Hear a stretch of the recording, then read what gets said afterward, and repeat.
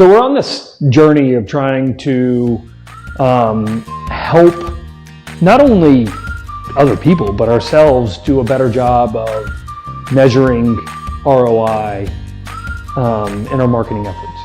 And we want to not only do it for the sake of just being able to measure it, but also so that, you measure something so you can optimize it, so you can make it more efficient, so you can improve it.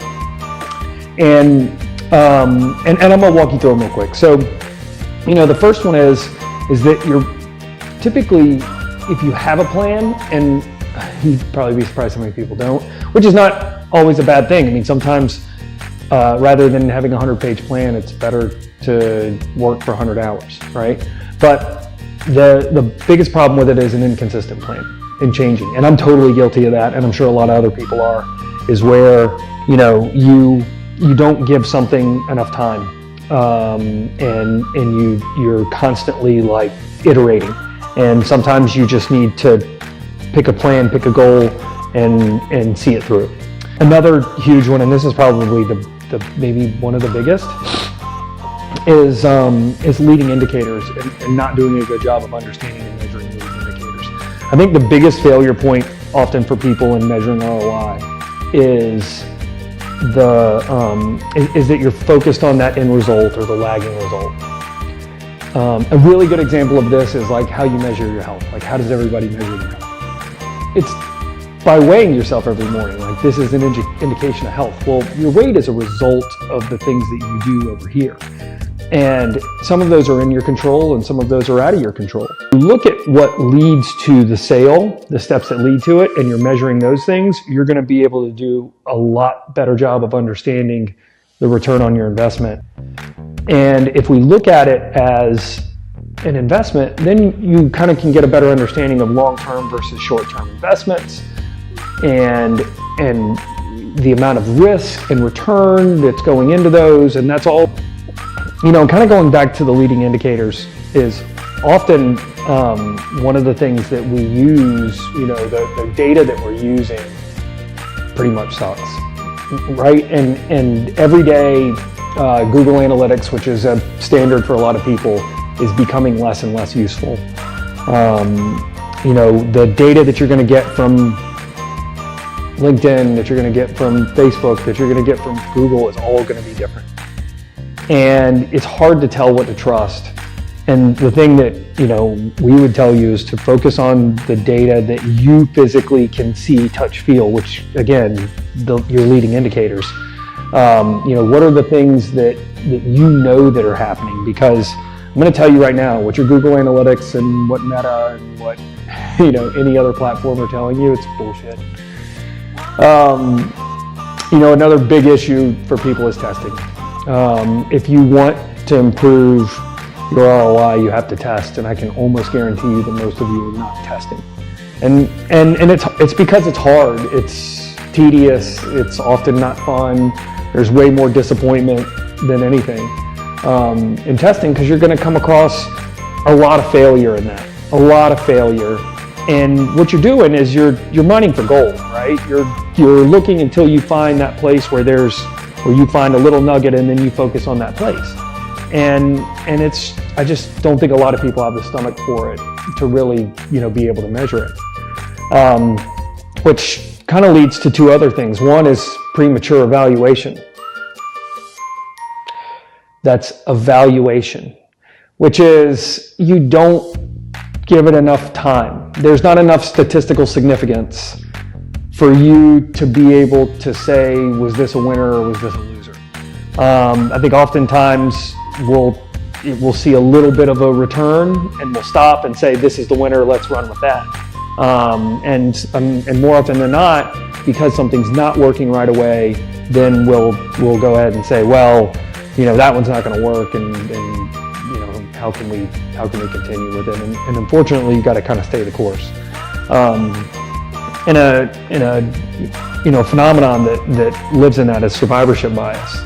And if you're not aware of what survivorship bias is, it's basically like, if you were to go and put 100 flyers out on people's cars about your business, and 2 people told you that they saw your flyers, you're going to believe that works because someone told you that they saw it.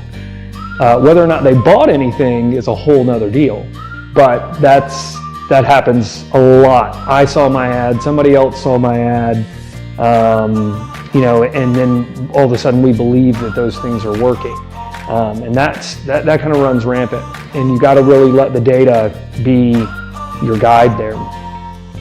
A big piece with, particularly with how people buy things today is nonlinear conversions, meaning that it doesn't work where someone sees your ad, clicks on the ad, goes to your website, buys whatever it is you're selling. It's not like, if that happens, it's really, really rare. So it means that they're coming back and they're leaving, and they're seeing it 10 times over here, and then they got a referral, and then they came in through that way. And so we end up giving too much credit to things that weren't that final, or were the final tipping point, and not enough credit to all the things before. And that's really tough, I think, for a lot of people, and when it comes to measurement. And there's some of that you kind of have to accept, like, I'm not going to be able to tell you whether this did or didn't work, because it's not a straight line. SEO has those problems a lot, in the sense that if organic traffic went up, why aren't the rest of my metrics also going up? And it's because that it's not a 1-to-1 ratio, and that's, I think, hard for a lot of people, especially non-marketing people, to deal with. And you don't want to hear a marketing person tell you that, well, just because your organic traffic went up doesn't mean that you're going to get more business. And that's kind of what you were sold when you were sold SEO, right? Or what you believe to happen, that A equals B all the time. If this goes up, this goes up. And that isn't always the case. It depends on your product, it depends on your service. And that, I'm sort of waterfalling into this, leads us to, quantifying qualitative benefits. And what we mean by that is, let's say that one of your employees meets someone at a party, and those 2 people hit it off, and then they go and have lunch, and then they talk about what they do for work, and then that person says, oh, I know someone that needs whatever it is that you sell. That's a qualitative benefit, and you can't quantify that.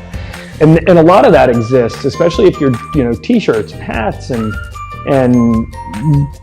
branding and all these networking, all these things. It's super hard to be able to say, I know because I had this conversation or this ad that this happened.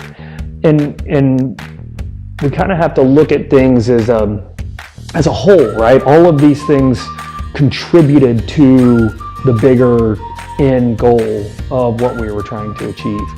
And that's at the end of the day, all we want to see is the bottom line rising. And I think the hard part about ROI is that we are so intent on seeing, because we have so much data available to us, we're so intent on being able to say, I paid money for this ad, so I should inherently see more people buying that product. Like that's the purpose of that. And sometimes it is and sometimes it isn't. And the question is, did you do all the other things right before? And are you really aware of what your leading indicators are? Which is probably the most important thing if you're going to be measuring return on your marketing investment. So, stick with us as we continue down this journey of helping you to measure and maximize ROI.